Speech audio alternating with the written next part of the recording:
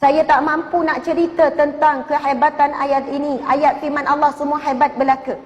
Tetapi pengalaman saya sendiri dan pengalaman orang yang datang bercerita kepada saya.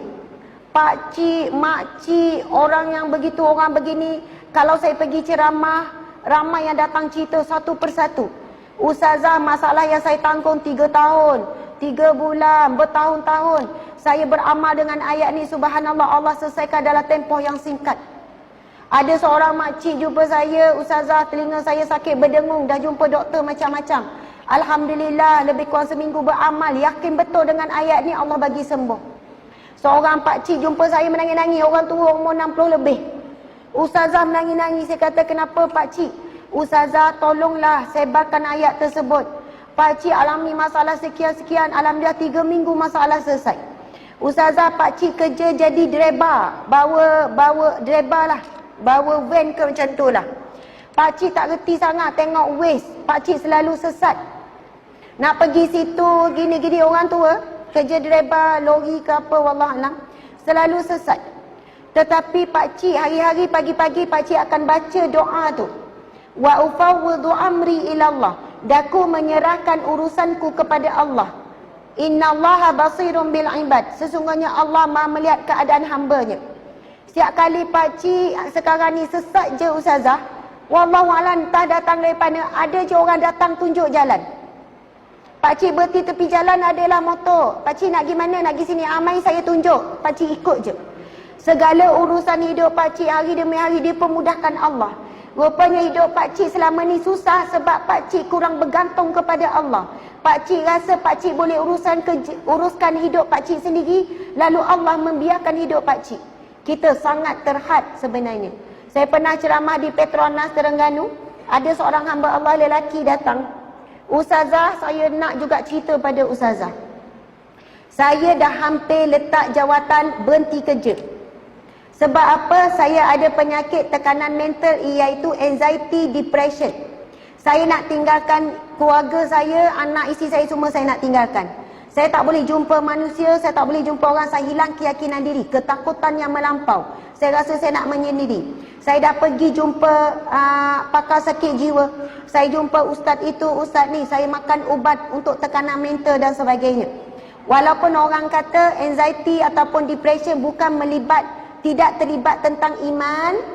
Ini hari ni orang kata tak terlibat dengan keimanan. Ia adalah semata-mata penyakit jiwa. Perasa atau tidak, pernyataan ini cuba memisahkan. Pisahkan daripada roh ataupun rohani. Masya Allah. Yang cik ni cakap, Ustazah, Alhamdulillah, saya hari tu Allah izinkan dengar ceramah Ustazah tentang ayat surah Ghafir ayat 44. Wa ufawwidu amri ilallah innallaha basirun bil ibad. Saya ulang-ulang ayat tersebut. Sebelum itu ada orang kata, ulang istighfar 1000 kali. Saya istighfar Ustazah, saya selawat dan sebagainya. Tapi kenapa tak beri kesan, baru saya faham. Sebab saya selawat, saya istighfar tanpa saya yakin betul-betul kepada Allah Subhanahu Wa Taala. Tapi bila saya ulang-ulang ayat tu, dan Ustazah pesan supaya baca dengan maksud, dan baca bukan jumlah yang banyak, yang penting serah bulat-bulat kepada Allah. Bila saya baca wa ufawwidu amri ilallah, daku menyerahkan urusanku, kesakitanku, masalahku kepada Allah. Innallaha basirun bil ibad. Sesungguhnya Allah Maha melihat keadaan hamba-Nya. Bila saya ulang-ulang Ustazah, masuk ke dalam hati saya. Doktor pakar sakit jiwa, dia cuba rawat saya, tapi dia tak tahu bagaimana sakitnya saya. Saya terangkan, dia memang faham, tetapi dia tak boleh rasa apa saya rasa. Isteri saya menangis tengok saya sakit, tetapi isteri saya tak faham bagaimana saya sakit. Tak tahu nak cerita bagaimana perasaan saya. Tapi bila saya sebut innallaha basirun bil ibad, sesungguhnya Allah Maha melihat keadaan hamba-Nya, ketika itu saya boleh rasakan Allah sangat memahami saya. Tuan-tuan, puan-puan sekalian, sakit, sedih, sempit yang kita rasa dalam hati kita, Allah exactly boleh rasa, boleh tahu, boleh faham apa yang kita rasa. Sebab rasa itu sendiri juga adalah makhluk Allah Subhanahu Wa Taala, yang Allah berikan sifat rasa itu dalam diri kita.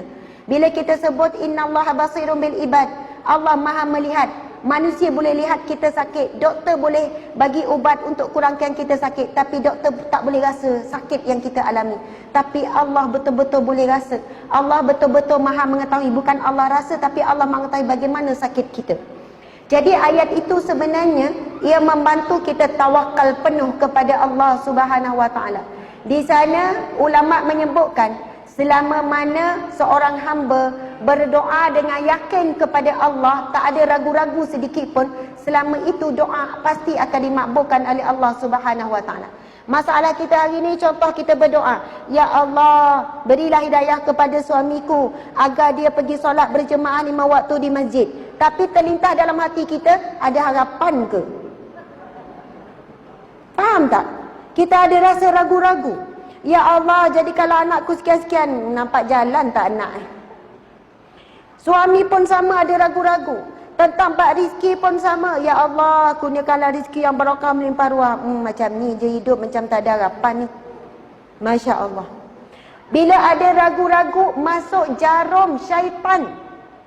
Apabila kita tidak yakin dengan Allah, kita tak betul-betul serah bulat-bulat kepada Allah Subhanahu Wa Taala. Allahu Akbar. Dan kalau kita perhatikan hadis Nabi, golongan yang masuk syurga tanpa dihisap, tanpa diazab, ada 4 ciri. Salah satunya adalah mereka yang bertawakal penuh kepada Allah Subhanahu Wa Taala.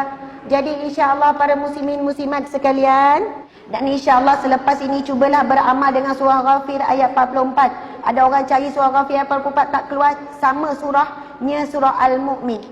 Wa ufawwidu amri ila Allah. Kita boleh tak baca sama-sama? Insya-Allah. Bismillahirrahmanirrahim.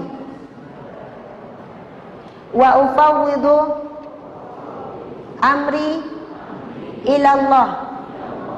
Innallaha basirun bil ibad. Sadaqallahul azim.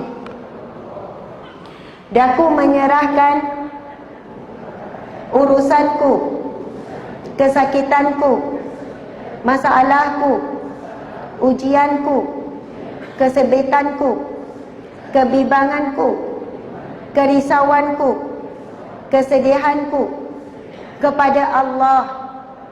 Sesungguhnya Allah Maha melihat keadaan hamba-Nya. Amin ya rabbal alamin. Sadaqallahul azim. Subhanallah.